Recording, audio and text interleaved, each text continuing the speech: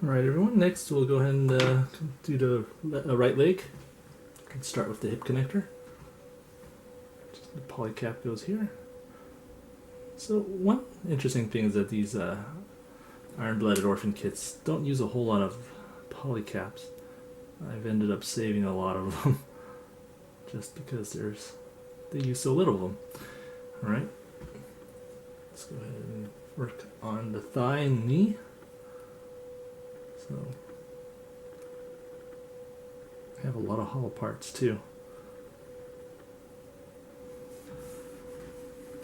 And let's go ahead and put on the lower leg. So another thing I guess I've noted before, and you probably all know, is that these Iron Blood orphan kits tend to build have internal skeletons. It's pretty sweet. It's kind of like a very basic master grade, but yeah. Okay, here's the ankle part. It just pops right here. And the rest of it's pretty much just outer armor. Let's go ahead and assemble the foot. It's a little tricky. You gotta put it in a specific way. Notch points downward. Okay, this little. Make sure I got it right. Okay, and you put the white cover on top.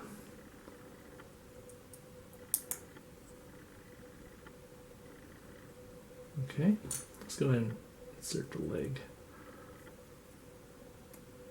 Okay. Now, there are actually 2 feet, for those of you who don't know. One that's splayed out, and one that's, I don't know, folded inward. This is, I guess, when it's out in battle. This is when it's just stored away. Want to make sure I got this in the right position. There's a little hole in the front just to mark which way faces forward. Okay, so there's your internal skeleton for the leg. So it has quite a bit of mobility. Okay, let's go ahead and pop in the hip connector. Alright, let's go ahead and put on the armor. So here, you can see I painted the insides because pretty much most of it's exposed from the back.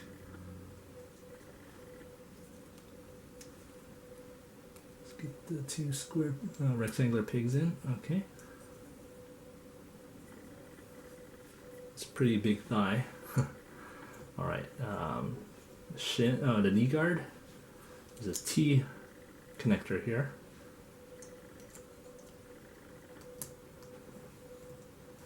Okay, let's bend that for a second. Shin has 2, just slides right into these slots. It's kind of loose. Alright, and then a little ball joint for ankle guard. Kind of interesting. Okay, and last but not least, this little ball joint for some side skirt armor. And that's it. So there you go. That's the right leg. Alright, here are last 2 parts for the body. Is the hip and the head. So the hip is pretty straightforward. It's 3 parts. Rear skirt armor, front skirt armor. Now there is this connector that fits on the front. That's right, it goes right. Probably doing that wrong.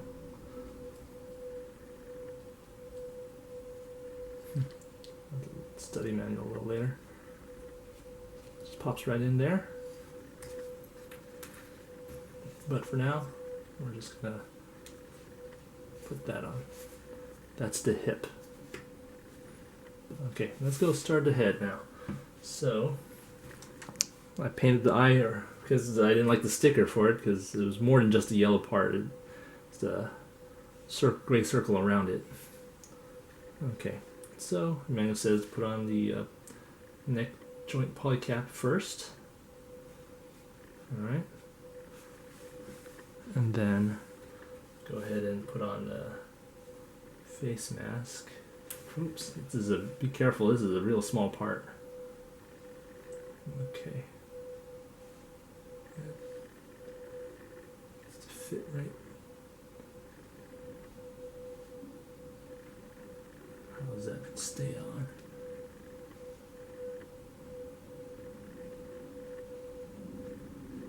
Goes right there.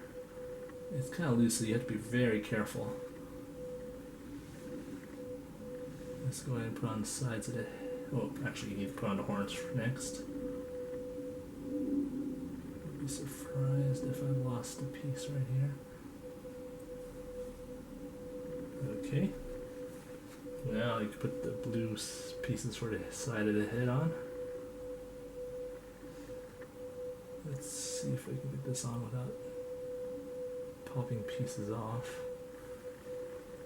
Make sure I got the right sides on. I got this the wrong way. Okay, this goes that way.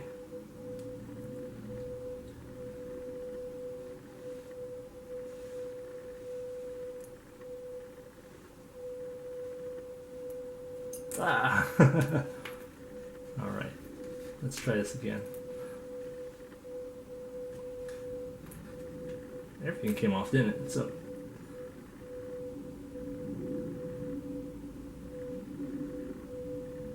there is the neck. There are the horns. Here's the face. Now, if there was an easier way to do this, please comment.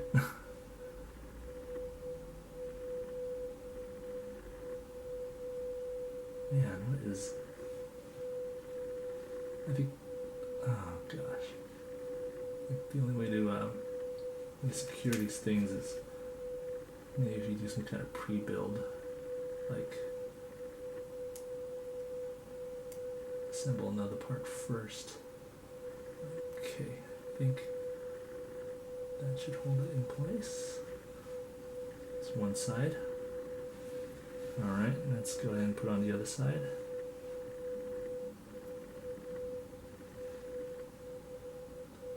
Make sure I get the peg in securely. This is not easy.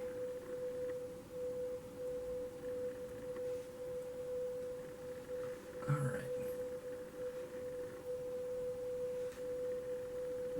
Oh. These parts are supposed to connect now. Gotta be very careful. It's webbed season. Alright.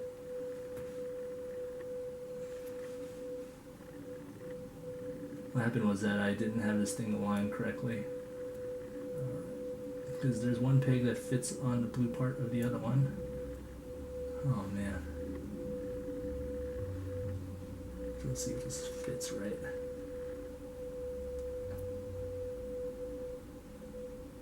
Okay. One more time. Let's get this back in. So this is... Man, I've never had this much trouble with a piece before. Okay. To be continued. Alright guys, that was a lot harder than it looked. So, it was basically, there's a peg that connects right here, the two pieces together, and the two pegs that fit on the bottom of the head. You have to align that correctly, and then everything becomes pretty secure after that. It holds this white piece to the eye, I guess. But yeah, it's pretty secure after that. Let's go ahead and finish this off. So next, they say put on the back of the head.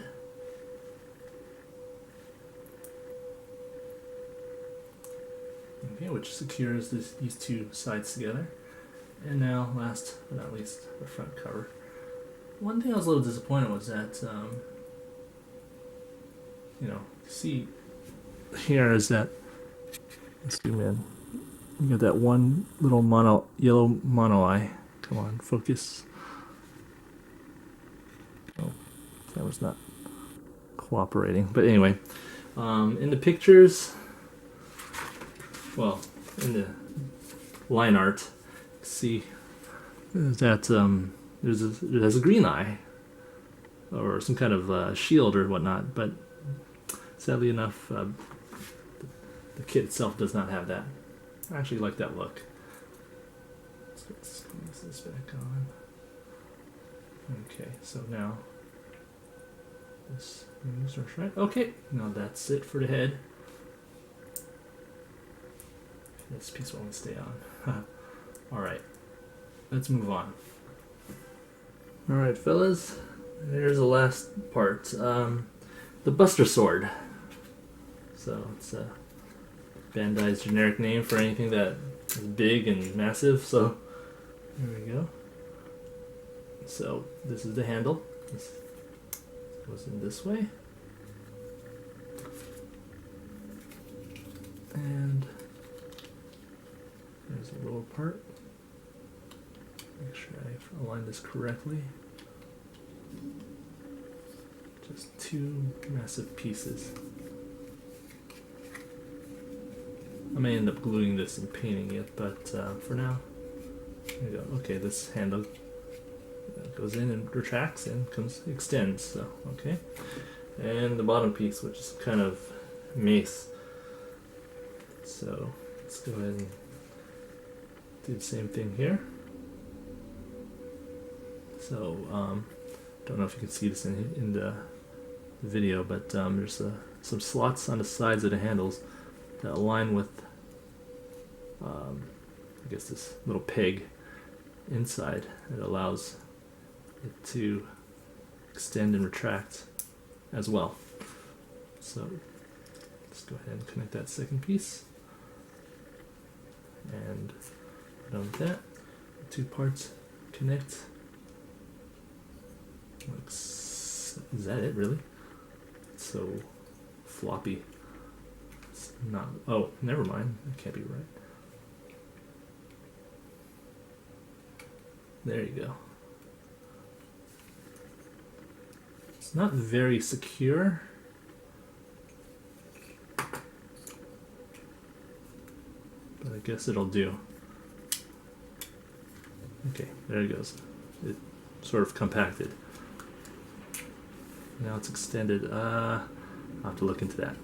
But anyway, we're done assembling the weaponry. It's bigger than the mobile suit itself. Alright everyone, here's the final part, the final assembly.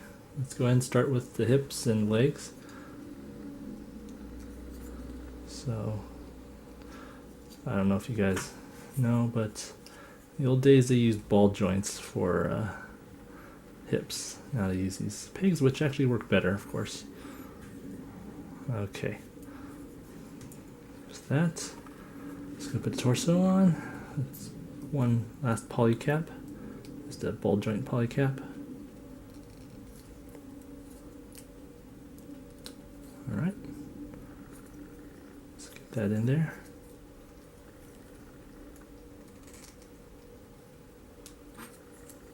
Okay.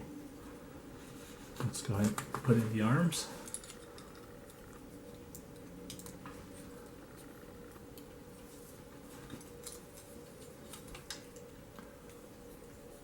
Just ball joints, of course. Oops.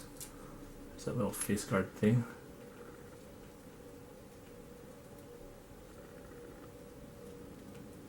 Okay. Lastly, the head.